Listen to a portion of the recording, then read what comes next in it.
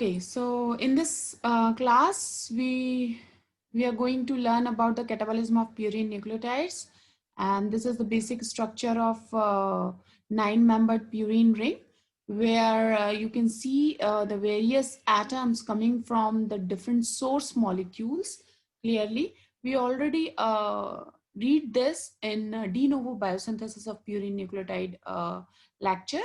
So you can refer to that lecture for getting more details about this source structure. Okay, so now we will start from the catabolism of AMP.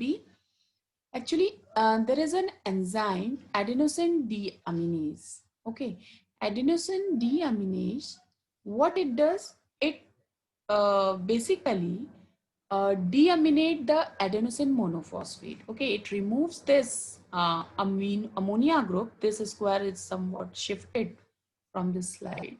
It removes from the ammonia group from the 6 carbon atom and replaces it with ketone group.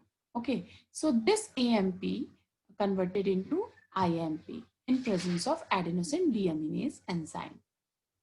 This inosine monophosphate or IMP get converted into hypoxanthine via removal of this ribose phosphate. This moiety get removed and this IMP is simply converted into hypoxanthine.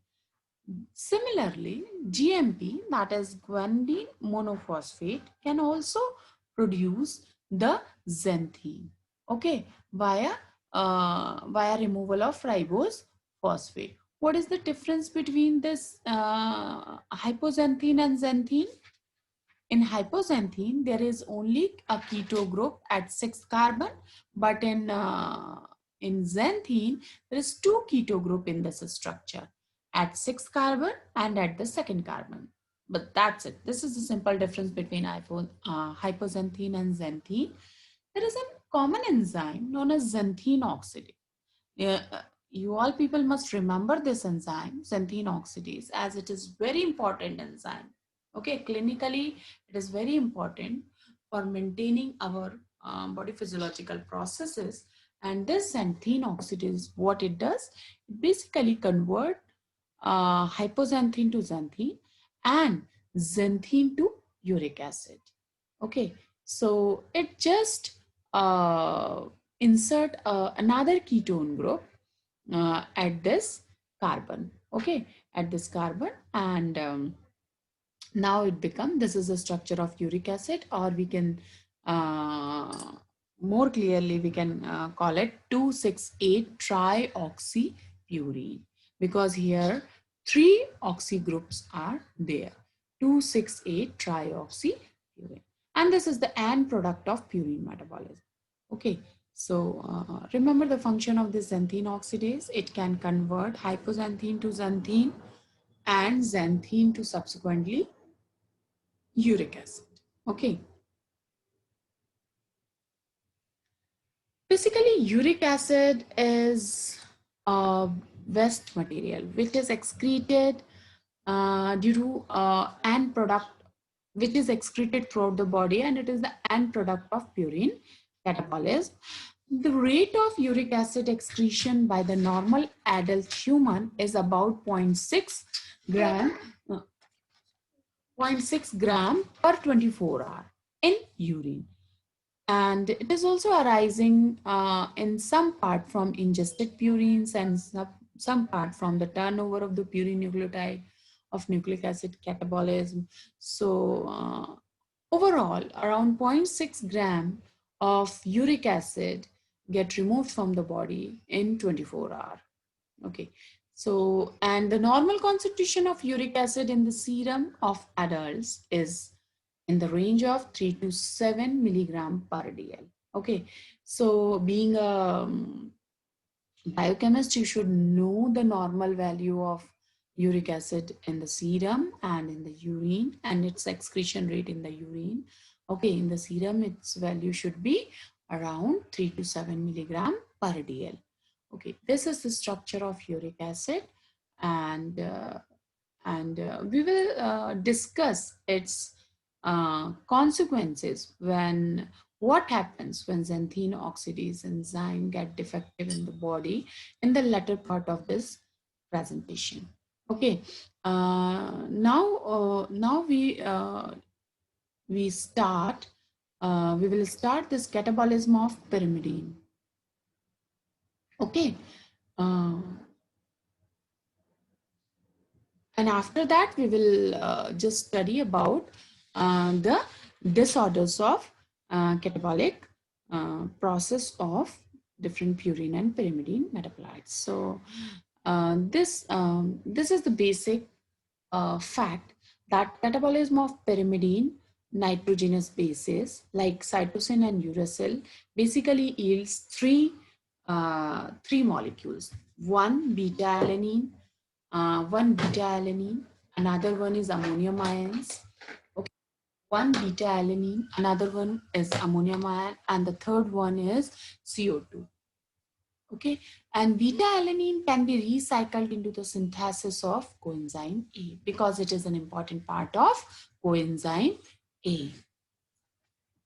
Okay, so catabolism of thymine. Okay, these three molecules yielded when cytosine and uracil get catabolized. Okay, when thymine get catabolized, it will lead to the formation of beta amino isobutyric acid, ammonium ions, and CO2. So this is the overall process, how cytosine get catabolized. How cytosine get catabolized? Cytosine first, in presence of enzyme cytosine deaminase, here another type of deaminase which is known as cytosine deaminase, act on this cytosine and it get converted into uracil because deaminase always remove NH2 group in the form of ammonia and insert a keto group. Okay, so it become uracil, and this uracil basically converted into through two steps. It get converted into auridopropionate, and this auridopropionate upon subsequent hydrolysis. Okay, there occur. You can see this red bar. There occur hydrolysis, and water molecule added, and chain get removed, and which chain? NH2, CH2, CH2, COOH. This is beta alanine. What is the basic difference between alpha and beta alanine? In alpha alanine, the amino group is present on the alpha carbon. Okay, and when this amino group gets shifted to the beta carbon, this is known as the beta alanine. So here you can see by removal of this O2, NH2, CH2, CH2, COOH, that is beta alanine get removed, and also CO2, one molecule of CO2 and one molecule of ammonia is produced. So the end product of cytosine and uracil catabolism is alanine, beta alanine, one molecule of CO2 and one molecule of NH3. But thymine get catabolized in slightly different manner. How? Because its structure is quite different. Thymine, and here there is no amino group present here. So there is no need of deaminase activity. Thymine just catabolized via two-step and converted into auridoisobutyrate. Remember, here auridopropionate is formed, and in case of thymine, auridoisobutyrate is formed. Okay. So when there is a hydrolytic cleavage, and in this semi-ringed compound, auridoisobutyrate, there occur removal of one molecule CO2, NH3, and one amino isobutyrate molecule. What is the difference between this beta alanine and amino isobutyrate? There is just a difference of this methyl group, which is present on the first carbon. Okay, COOH, CH3, CH2, NH2. So in this way, cytosine and uracil get catabolized and lead to the formation of one beta alanine, one CO2, and one ammonia. Whereas thymine get catabolized and lead to the synthesis of one CO2, one ammonia, and one amino isobutyrate. So, what is the principal difference between metabolism of purines and pyrimidines? Okay, basically, purine. First, we will start from de novo synthesis part. Number of steps involved in purine synthesis are 11 steps. In pyrimidine synthesis, there are only 6 steps. And in purine, the precursor of rings are basic amino acid like aspartate, glycine, glutamine, and 10-formyl tetrahydrofolate and CO2. Whereas for pyrimidine, the starting precursor for rings are aspartate, glutamine, and CO2. Major portion of ring provided by glycine in case of purine synthesis, whereas a major portion is contributed by aspartate in case of pyrimidine biosynthesis. Okay, so acquisition of ribose phosphate basically occurs in starting step, in first step of purine biosynthesis.